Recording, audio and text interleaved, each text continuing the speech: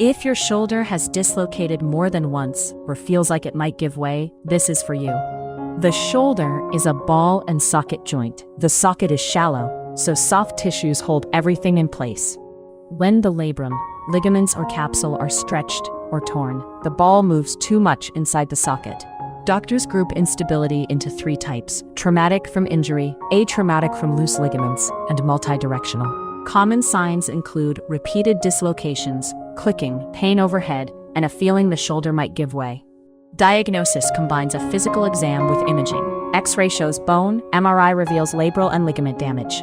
Many shoulders respond well to physiotherapy. Strengthening the rotator cuff and scapular muscles helps stabilize the joint. Surgery is considered when dislocations continue, imaging shows a repairable tear, or someone wants to return to contact sport.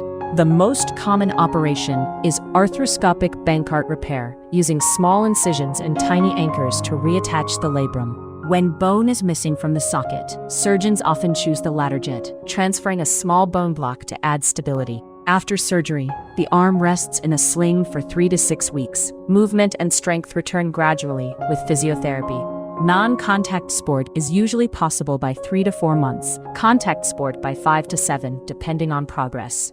All surgery carries some risks: recurrent instability, stiffness, or infection, which your surgeon will discuss with you. Did you know you can get this treatment abroad at the same quality you'd get in the US or Europe for a fraction of the cost? Ginger Healthcare is one of the world's most trusted medical travel companies. It helps patients to find safe and affordable care in India, Thailand, Turkey, Singapore, Dubai, Malaysia, and more. Visit ginger.healthcare or check the description for details.